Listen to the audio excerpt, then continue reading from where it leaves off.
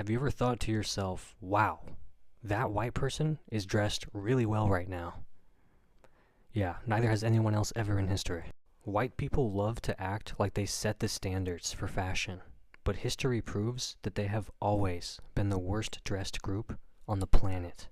They stole clothing styles from other cultures because their own were too stiff, ugly, and impractical. They forced themselves into uncomfortable, restrictive outfits for centuries, while the rest of the world dressed for function and beauty.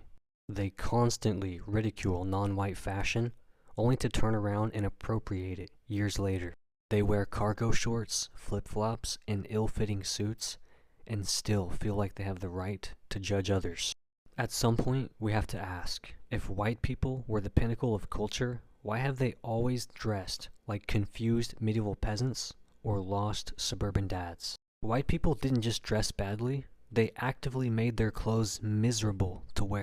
In medieval Europe, people wore heavy wool even in the summer because they never figured out breathable fabrics.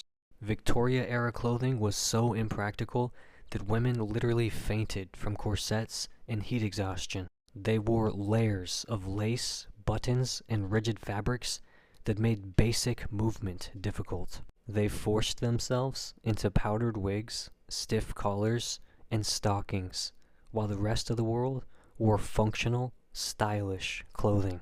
Meanwhile, non-white cultures developed flowing, breathable fabrics like saris, kaftans, and dashikis. They created sophisticated tailoring and embroidery that white fashion only copied centuries later. They wore comfortable, natural materials that suited their environment, instead of suffering for fashion, or whatever that was. White people weren't just bad at dressing, they were bad at dressing for survival. White people didn't create great fashion, they stole it. French aristocrats stole embroidery and silk techniques from China and the Middle East. British colonialists forced Indians to mass-produce textiles for them, then took credit for being master tailors.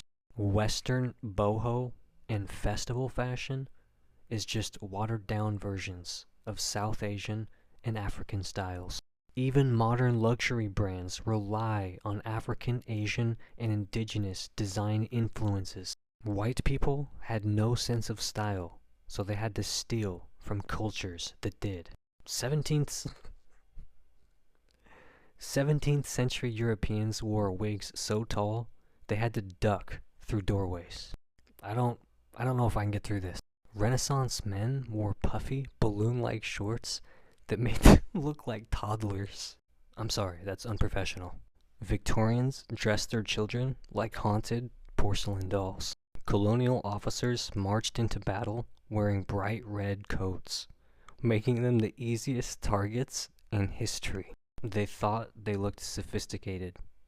They actually looked ridiculous. Meanwhile, Japanese samurai had elegant, functional armor, while Europeans clanked around in metal cans.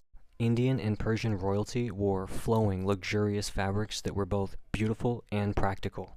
Indigenous people dressed for weather, movement, and purpose. White people dressed for discomfort. White fashion wasn't about looking good. It was about showing off wealth, even if it made them look like fools. White people have no sense of fit, proportion, or color. White men wear baggy, poorly tailored suits that make them look like children playing dress-up.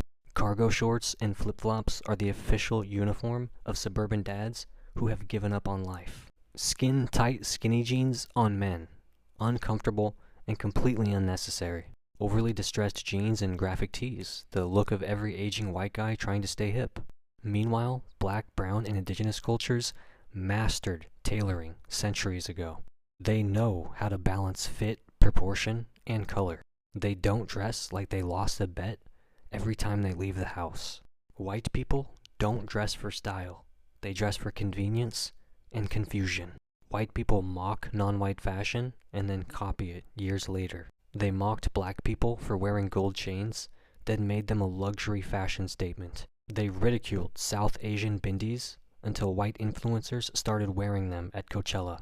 They called indigenous headdresses savage until music festivals made them trendy. They laughed at black hairstyles, then paid thousands to get cornrows and box braids. White people don't understand fashion. They steal it, water it down, and pretend they created it.